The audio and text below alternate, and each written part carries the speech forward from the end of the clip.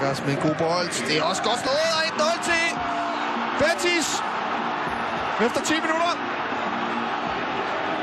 Og det er selvfølgelig Rubén Castro, der scorer. Hvem ellers? 13. sæsonmål af goalgetteren, der står der, hvor han altid står, det rigtige sted. Fremragende frispark slået af Vargas. Ingen markeringer modsat. Og han er ikke offside. Jeg tror, der var fløjtet for offside, hvis Fabian var gået efter bolden. Og ikke offside på Rubén Castro.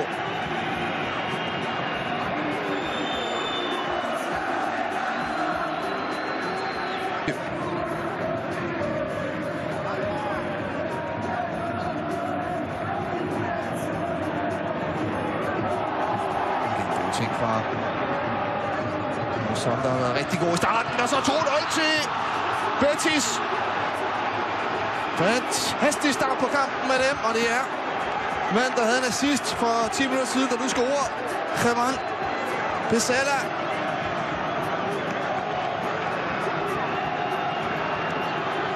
Kanonstart af Sevilla-mandskabet, scorer sit andet sæsonmål. Pesela, den tidligere River Plate forsvarsspiller.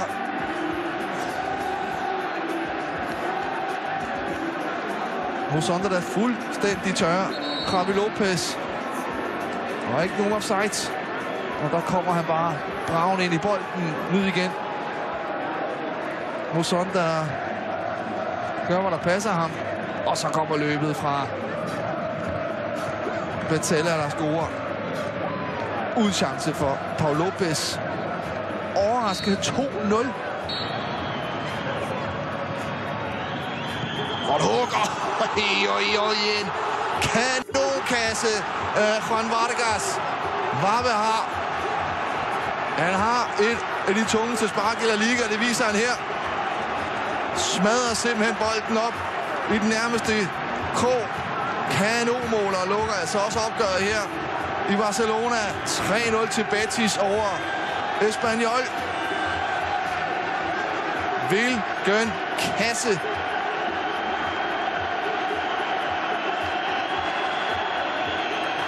Han blev bænket i starten af Pepe Mel, fordi han ikke er vant til at spille bak i en 4-4-2. Kom vi fra 3-5-2 i Fiorentina. Men spark til leder, det kan han, og det viser han her.